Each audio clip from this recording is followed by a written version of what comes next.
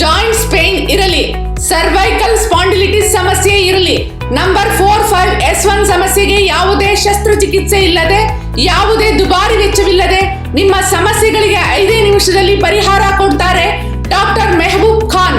ಭೇಟಿ ಕೊಡಿ ಮೈಸೂರು ಜಿಲ್ಲೆ ಕೆಆರ್ ನಗರ ಪಟ್ಟಣದ ವಾಣಿ ವಿಲಾಸ ರಸ್ತೆಯ ರೆಹಮಾನ್ ಬೋನ್ ಸೆಟ್ಟರ್ ಕ್ಲಿನಿಕ್, ಶಿಕ್ಷಕರ ಭವನದ ಎದುರಿಗೆ ಬೆಳಗ್ಗೆ 7 ರಿಂದ ಸಂಜೆ 4:30 clinic ತೆರೆದಿರುತ್ತೆ.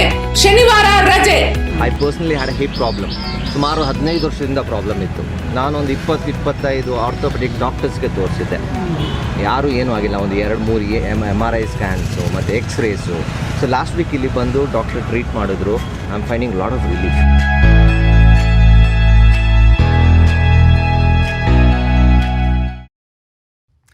Indian Prime Minister Narendra Modi, like most democratically elected leaders, faces fierce criticism for his government's policies and actions. But unlike other democratic leaders, he recently censored the internet so people in India couldn't watch a documentary that painted him in a bad light. It's not the first time for such anti-democratic practices. In fact, some now classify India as only, quote, partly free or as an electoral autocracy. With us now on whether India is headed in the right or wrong direction, let's welcome, in New Delhi, India, Shekhar Gupta, founder and editor-in-chief of The Print. In Charlottesville, Virginia, Neethi Nair, author of Hurt Sentiments, Secularism and Belonging in South Asia. She's also an associate professor of history at the University of Virginia. In our nation's capital, Vivek Duhejia, associate professor of economics at Carleton University. And here in our studio, Sanjay Ruparelia, the Jarislowsky Democracy Chair and Associate Professor of Politics at Toronto Metropolitan University. And it's great to have you four on our program. Sanjay, you here in our studio, and our 3 other guests and points beyond for our discussion about what's happening in India these days. And let's just set this up with a little fact file off the top here. I'll ask our director, Sheldon Osmond, to bring up this graphic. Here's how India's democracy stacks up. In the Economist Intelligence Unit's Democracy Index, which looks at civil liberties, pluralism, political culture, participation, etc., India's global ranking has fallen from 27th in 2014 to 46th last year. In the Freedom in the World report, which rates political and civil freedoms for 162 countries, India's rating was 66 last year. That's a number. That's not a ranking, incidentally. The number is 66. So it was 66 last year, but that is down from 71 in the year 2020.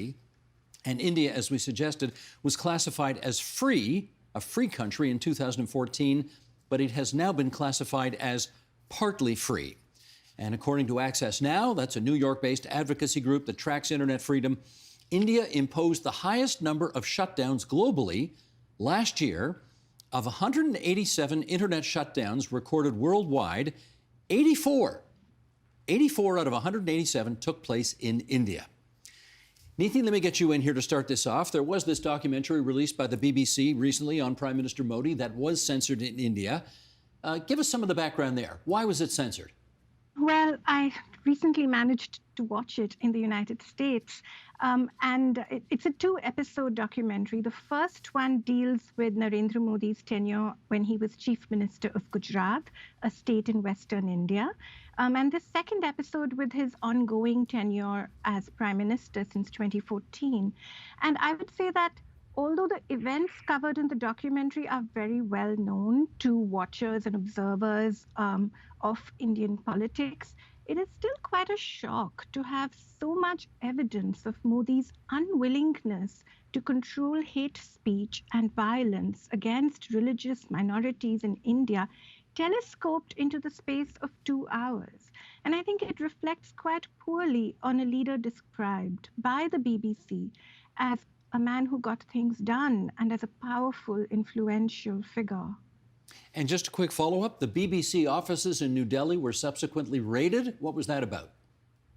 So I think the timing it's a giveaway, right? I think it was assigned to other foreign news organizations to watch what they broadcast. It was a way of intimidating other news organizations. Well, let's follow up on that with Shekhar. More internet shutdowns in India than in any other country in the world last year. What's happening there? How come? Well, I think what's happened in this case is that the power to shut down internet has really devolved. It's devolved right down to district police chiefs. And the sanctity that internet should have, that's not been accepted or that's not been evangelized to the establishment in general. So switching off internet is like imposing restrictions on people getting together. So at the slightest pretext or slightest concern about any civil violence or protest, etc., you don't have to go to any authorities higher up to have an internet shutdown authorized. It's really done at the lowest level of the, not the lowest, but at the functional cutting edge level of the law enforcement authorities. So any police captain in any district, I don't know what you call them in Canada, can just do it. So once this power is available, it's used quite freely and quite liberally. And I don't believe that it's seen as something which has a lot of stigma, or which is something that then somebody might have to explain to the courts. It's odd, but it's the reality. Well, that begs a quick follow-up for you as well, which is you're a working journalist in India. How worried are you about your safety or your ability to do your job these days? Look, I've been a journalist in India for more than 40 years. I became a full-time journalist with a salary in 1977. That's 46 years back. I had freelanced as a student before that. So, I've been around for 43, 44 years. It's not correct for me today to say that I am concerned about my safety or about what might happen to me, because that will set a very bad example for thousands and thousands of very bright, young, idealistic young people who are doing journalism in India. So I must always have a brave face, and I must always have a thick skin, and I must always say that I shall do my job, and I should be able to do my job as well as I can, because I can't feel sorry for myself, and I can't ask people to start feel sorry for me. I've just been around too long, and journalism has given me far too much in my country. Well, may you continue to be around for much longer to do your job the way you see fit. That's good to hear. Sanjay, just again, a little more background here. In 2019, there was a lot of controversy around the so-called Citizenship Amendment Act. What was that all about? So on the face of it, this was an act that was to amend the Citizenship Act of India as a humanitarian gesture to give a pathway to citizenship for religious minorities facing persecution in 3 countries, in Afghanistan, Bangladesh, and Pakistan. But it was, the bill and the act was only meant for certain religious minorities, Sikhs, Jains, Parsis. It excluded Muslims. And so there was a lot of criticism that it was violating the Constitution. Article 14 of the Constitution is equality before the law, irrespective of religion. India has a secular constitution, and this was seen as a strike against that. Where does it stand now? Well, because of the pandemic, the rules to implement the act are still being framed. So it's still not operational on the ground. But the act has been passed in Parliament by both houses of Parliament. It received the support of a number of other parties. It was very controversial because in the northeast of the country, in the state of Assam, it was also was a process in which there was a national citizenship register, in which up to 2 million residents were not on the list, so therefore didn't have rights. And so it's a combination of this National Register of Citizens with the Citizenship Amendment Act that a lot of critics and opponents have been really worried about, what it would mean to disenfranchise potentially millions of people. Okay, Vivek, I've got you batting cleanup here because we wanted to get these examples, the BBC documentary, the internet shutdowns, the Citizenship Act. We wanted to get all that on the record and then have you come in and basically tell us, given what you've just heard, what do we conclude about whether Prime Minister Modi is in fact governing in the way that one would expect the leader of a democracy to govern in? What do you say? Well, I would have to say, Steve, that we need to take a long view of this, of democracy in India. And it's not that, the story starts with Mr. Modi. go back to 1947, many people believed India wouldn't survive as a democracy. Churchill famously thought India would collapse and implode and couldn't govern itself. And yet India has had election after election, every election bigger than the last. Everyone is a feast of democracy. So clearly India's gotten that right, elections right. Now what happens in between elections, that's a different matter. I would say on this notion of electoral autocracy, there's a bigger point here, Steve, which is that our Westminster system, unfortunately, for good or ill, is prone to majorities in Parliament essentially being able to do what they want within the limits of a constitution, a Supreme Court oversight, and so forth. So this problem of a strong majority in Parliament, meaning you can pretty much do what you want, is not unique to India. We've seen it in Canada, we've seen it in the UK. So I take somewhat exception to the notion that this is sort of a problem unique to India or to Mr. Modi. All right, I got to get the guy with the Democracy Forum to come in on that. What do you conclude about the way Modi is governing? Is it consistent with how one would expect a democratic leader to govern? Well, I think, Vivek is absolutely right that we should look at one side of the ledger, which is the elections. In the 2019 and 2014 election before that, more people voted in India than ever before, roughly 66% of the electorate. For the first time, you had parity of men and women voting. There was even a higher turnout amongst those who belonged to the Dalits and Adivasi communities in India. So there's a great deal of vibrancy in the electoral space. But on the other hand, what we've seen in India, and I think it's true, we should put it in comparative context, we've seen across the world democratic backsliding, south of the border, of course, Brazil, Hungary, Turkey. In Britain, we've seen the rise of the far right in many countries. So what we're seeing is increasing majoritarianism in our politics, more resurgent nationalism, a more exclusionary understanding of who's a citizen. And that has happened in India. And I think we could have a debate about this or a discussion about this. I do think what's happened in India has been quite striking. There's been a real concentration of power in the hands of the Prime Minister's office. The cabinet and parliament are much weaker than they used to be. India had coalition governments for 25 years. There's a lot more power sharing. And so I do think that something has happened in India which is quite striking. It's not unique to India, but because it's the world's largest democracy, because it is an emerging power, it matters more in the world. And I think that's why a lot of people are drawn attention to it. Shaker, I should get you on the same question. What do you think? Well, yes, there's a trend. There's a worldwide trend. If you look at the state of the world, you can go clockwise or anti-clockwise. I used to say it more emphatically until a couple of years back, and I said, look, go either any which way. You will see. If you go clockwise, you see Trump. Then you see Putin, Xi Jinping, Shinzo Abe, Narendra Modi, Erdogan, Netanyahu, and Orban and Bolsonaro. And when you got bored, there was always Duterte, right? Now some of those have gone. Trump has gone, a couple of the others. Netanyahu has gone and come back. But generally, the trend right now is that in elected democracies, where genuine elections take place, I'm not talking about, say, in this case, about China or Russia, them included though, there is a trend that strong men of the nationalist right are taking power. And people seem to like them. I mean, look at the polls that are coming out of Turkey right now. It looks like Bolsonaro will win quite easily. I mean, how can somebody win when your inflation is running at 80%? And Sorry, that's Brazil, not Turkey, right? No, it's Turkey. You said Bolsonaro. Turkey. Sorry, I'm so sorry. I should have said Erdogan. Sorry. Erdogan, okay. My bad. Erdogan. Two of a type, right? One lost his power. The other one's going to get it back, it looks like. There's been so much criticism of the way he's handled the earthquake.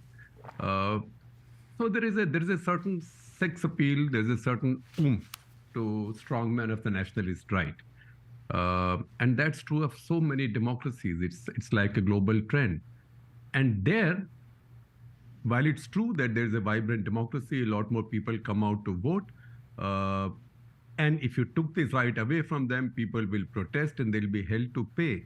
But within that, the appreciation or the value attached to what freedoms people should get. What is it that the Constitution promises you? Do you get it? Do you not get it? That understanding, I would say, with great humility, is quite poor at popular levels. And that's why it's difficult. It's been so difficult to build public opinion for anybody on these grounds. And when it comes to the opposition, the fact is that they've done on a much smaller scale, obviously because they never had this kind of power, some of the very similar things. As we speak right now, you asked a question about the raid on the BBC.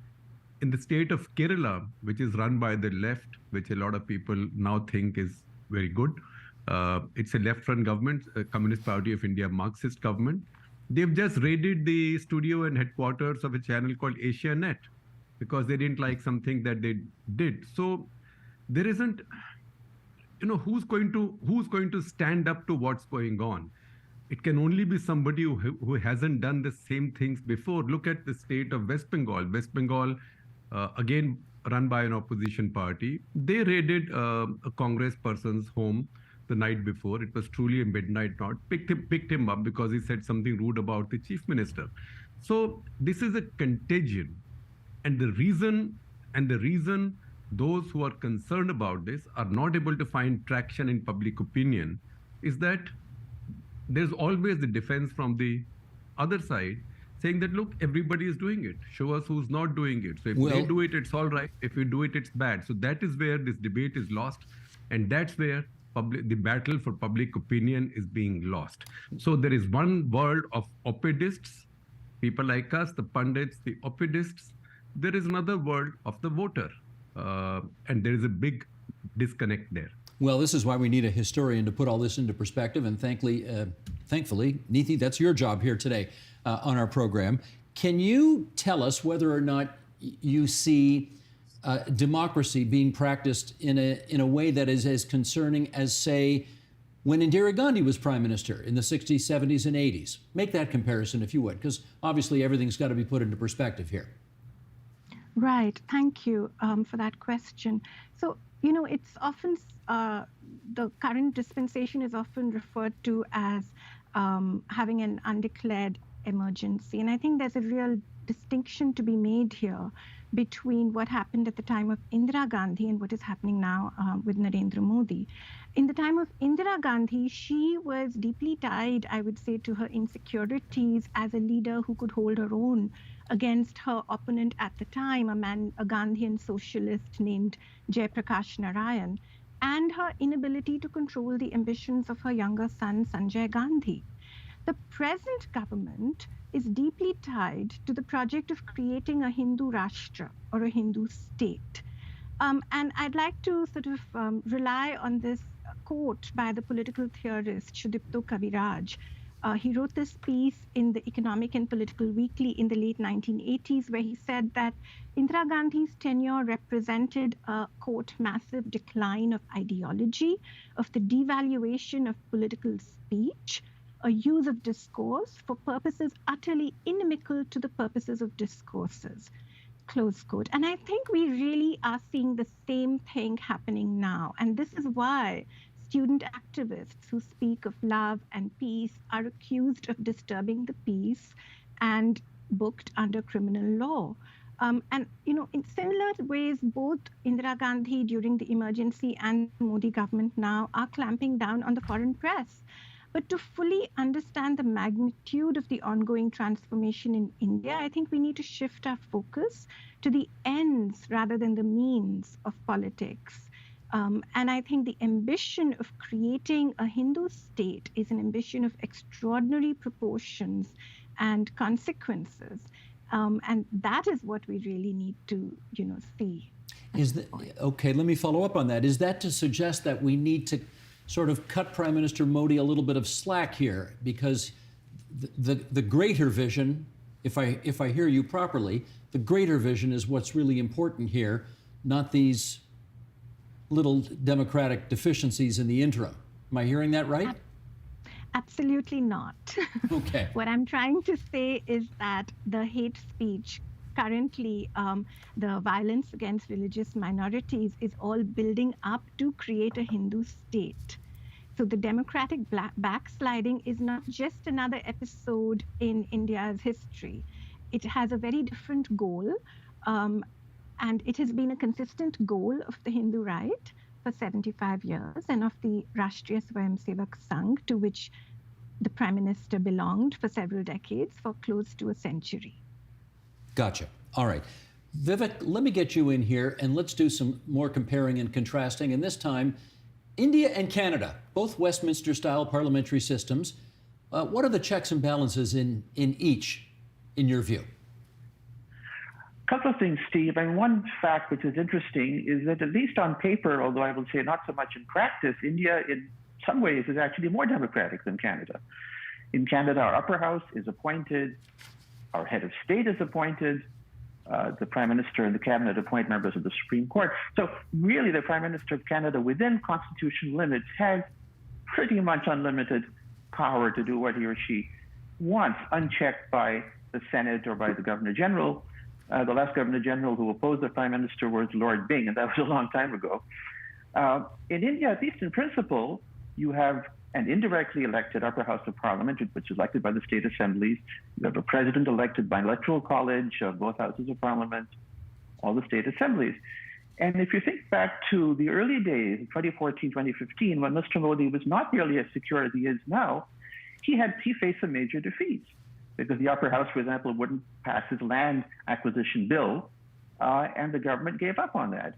One other point I'd make, Stephen, in this regard is that while institutions now have been hollowed out, Mrs. Gandhi began that process. And so while it's true that her aims were quite different than Mr. Modi's, she left hollowed out and decayed institutions that were ready to be grasped by someone with a very different agenda. And I think there is a lot of blame that attaches to the Congress Party, to Mrs. Gandhi, and the current Congress leadership, dynastic as it is, has failed to actually be a convincing opposition. I'll say one more thing, that in India still, popular protest, civil disobedience, going back to the time of Gandhi, that was the inspiration, plays a role. The farmer protests that jammed up Delhi and the highways leading to it for more than a year, the government finally blinked on the farm bill, farm reforms, which many economists, by the way, supported, including me, saying this is a good reform. They said, well, look, we will heed the voice of the people. This is clearly unpopular. We haven't thought it through well enough. Let's put it on the back burner.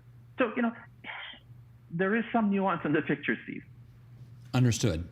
Sanjay, I want to get you back in here because, and we've got to put some numbers on the table here. 1.4 billion people, 28 states, 8 union territories, 22 official languages.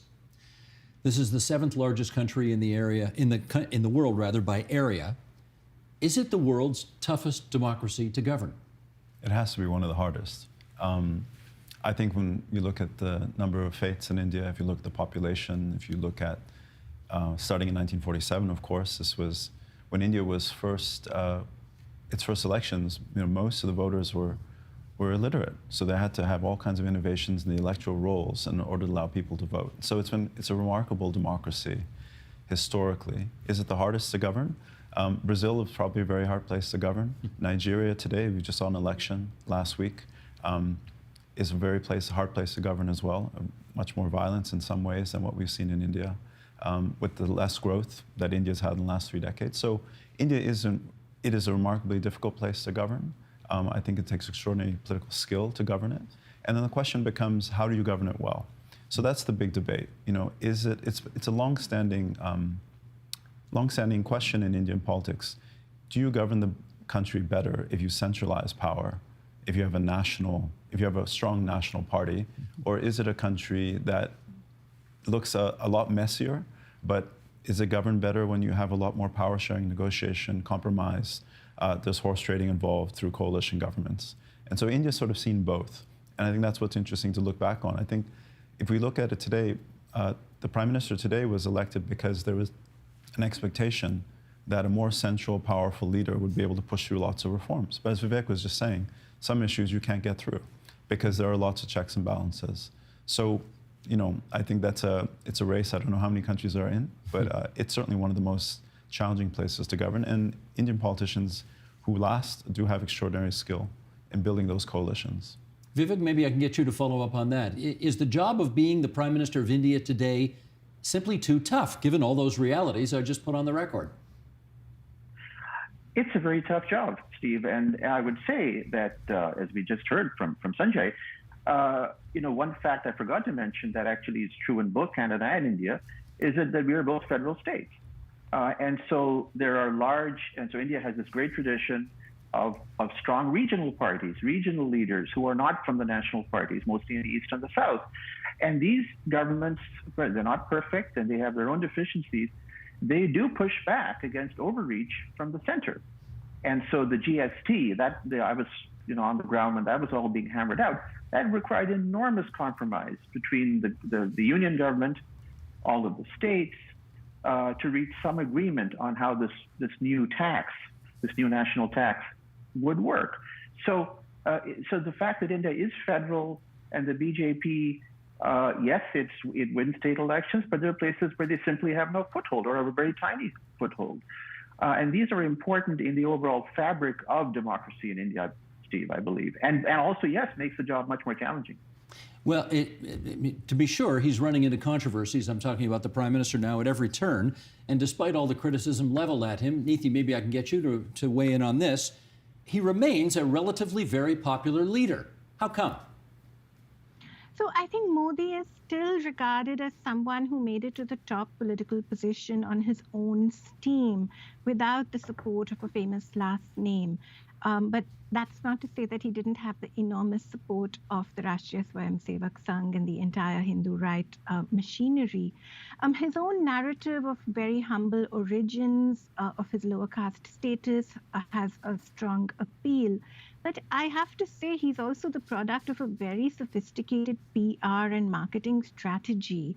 And the fact is that almost every government scheme in India today, from LPG cylinders to COVID vaccine certificates, bears his name and his photograph.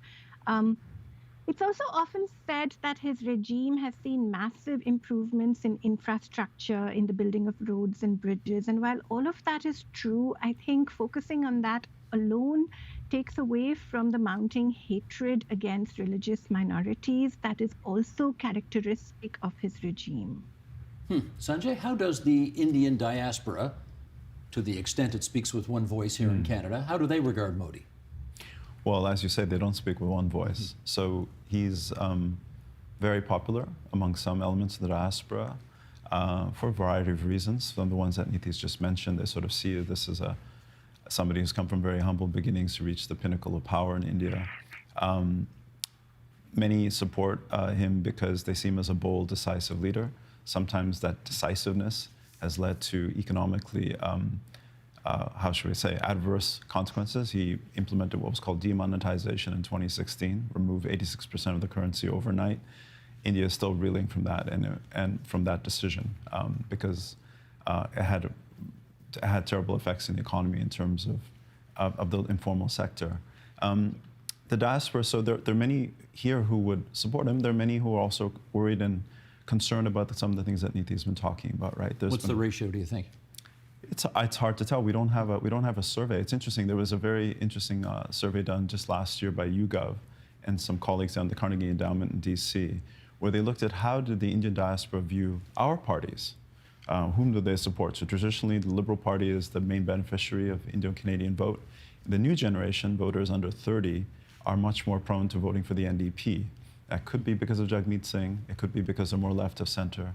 We haven't done a survey yet of how the Indian diaspora here systematically thinks about the different parties in India. My sense is it's going to be quite split. There's going to be a lot of support for Mr. Modi. He came to Toronto in 2015. There was a really big turnout like there was in Houston when he joined a rally with Donald Trump in the United States. There are lots of opponents and critics as well because they're concerned about the direction the country is going in terms of its social fabric, in terms of communal policies, some of these acts we've been talking about. So it is like India. You have to remember one thing that's very important to see. Mr. Modi and the BJP is the dominant party in India now in a way that the Congress was in the 50s and 60s.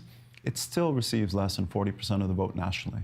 And as Vivek was saying, it's the first past the post system that creates these manufactured majorities. So it has a big seat majority in parliament, but when it comes to the popular vote, it's still 40% across the country. It's much higher in certain segments of the country, the north and the west, now into the northeast. But in the south of the country, for instance, the BJP outside of the state of Karnataka has a really difficult time making inroads. Shaker, I wonder the issues that we have highlighted today, how much, in your view, do you think they diminish India's standing in the world today? Well, how do I answer that? It depends on how does today's world determine the standing of any nation, and who does that determining. So these are complex issues. Having said that, I'll take you back to a couple of things that have been discussed before. I think Vivek said that it was because of public pressure and public protest that Modi government withdrew the farm bills, which he supported and which I supported, because I thought that was a very useful reform. The fact is that that is not the only thing he has withdrawn because of public protests. The CAA also is very much a result of the deferral, because now this is now almost like an indefinite deferral, because anytime you ask the government, they'd say, oh, because COVID is still not yet over. So maybe unless they issue a notification, a gazette notification saying COVID's over, which will never happen, it's not going to happen. And even if it does, it is lit up again a little bit before the elections. They now have other concerns. They have domestic concerns, because CAA by itself maybe is an issue of political correctness. You can say, all right, in principle, you cannot make that distinction. But the other principle is that if it's only about people in India's neighboring countries, then Muslims have homes of their own. That's Pakistan and Bangladesh. Pakistan was created for Muslims. So if any Muslim feels aggrieved, why should India give them citizenship? So that's the argument from one side. But what doesn't work is what is being tried in the Northeast. Northeast is very important for the BJP, which is to say that we already have a national register of citizens process, which has identified who are the people who we think are not Indian citizens. And this is going back to 1971, that is 52 years.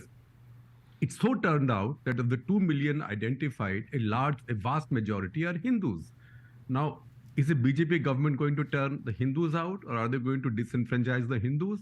That's why this NRC and the exception was thought of, that in the Northeast, where these people have been identified, Hindus will be accommodated and given Indian citizenship, while the Muslims will be told, if not to leave the country, but at least to be denied their voting rights. That is not what the people of the Northeast want, because people of the Northeast are not just fighting on the Hindu-Muslim basis, they are also fighting for linguistic protections, for ethnic protections, for their own identity.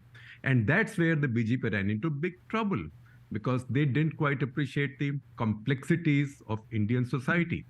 And the other thing that happened that I think is not adequately understood is the pushback that they got from the Gulf countries. Now, Mr. Modi lays great store by his relationship and India's relationship with Gulf countries. He's got the topmost national honors from Saudi Arabia, from UAE, I think Indonesia as well. And he talks about it in his public speeches, because that's his way of saying, see, these Muslim nations hold me in such high regard. And also, India's strategic interest, the balancing of Pakistan, the reaching out to the old friends and patrons of Pakistan is all part of his politics. So he's responded to all that. He's been forced to respond to all that. And that's why CAA has rules under CAA have not yet been notified. So this is his third big retreat. The first big retreat, as Vivek said, was the land acquisition bill.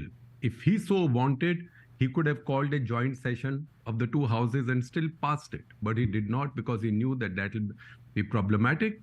And Rahul Gandhi had attacked him by calling him a pro-rich government, by saying you suit boot ki sarkar, that you are a suited booted government. That's a metaphor to say you are rich people's government. So he pulled back. Second time was the farm bills. And third time is CAA NRC. Now, the other thing that we missed out in the middle is that during the pandemic, as part of the pandemic reform, don't waste a crisis mindset, he again brought in some reforms which people like me supported. That is the new labor codes.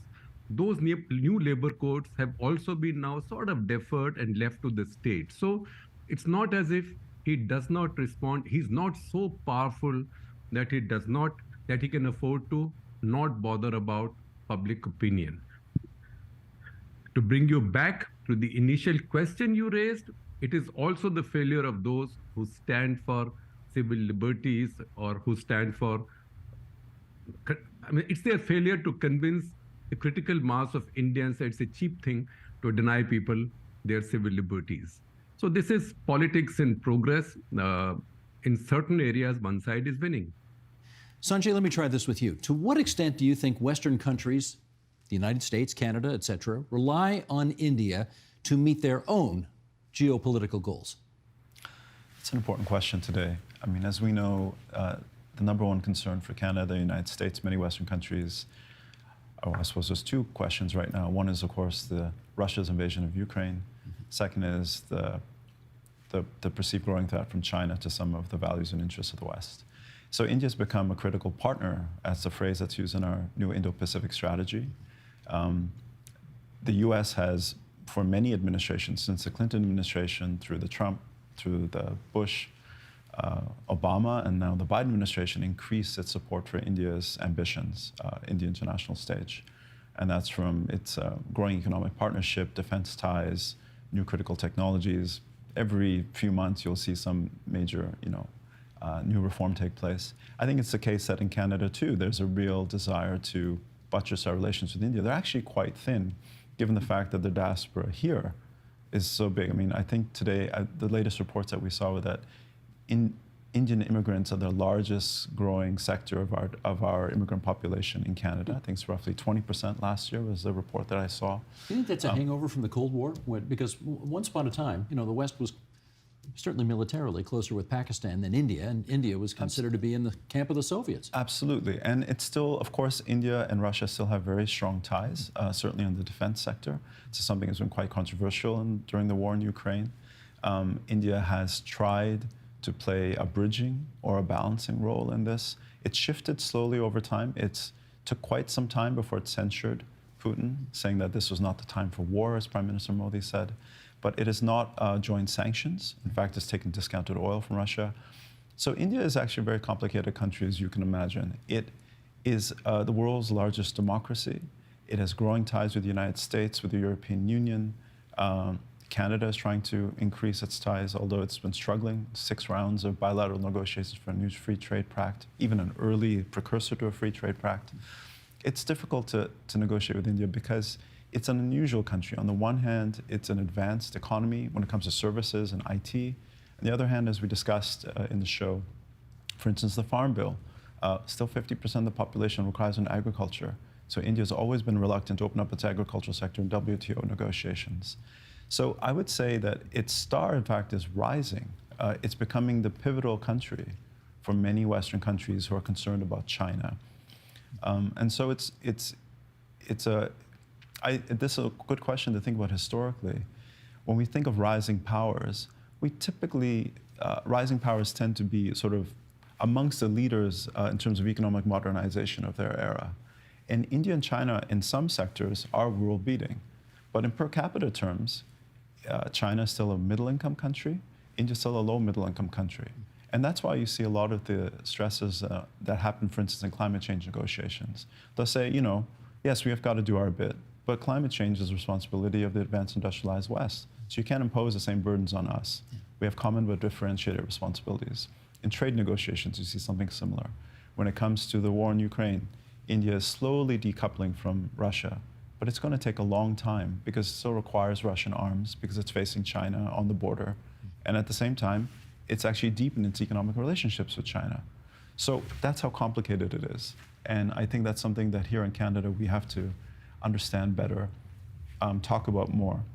And I think in that sense, the new Indo-Pacific strategy is a really important advent in our foreign policy because I think Canada needs to be more engaged in the region. It needs more people talking about what's happening in these countries. And then we need to hear more about the perspectives from India, from other countries, South Korea, Taiwan, Japan, Indonesia, that we're trying to build growing ties with.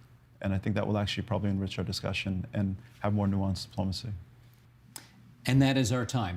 I want to thank the four of you for coming on to TVO tonight and shining some light on the world's largest democracy. Many thanks, everybody. Thank you. Thank you. Thank you. Thank you.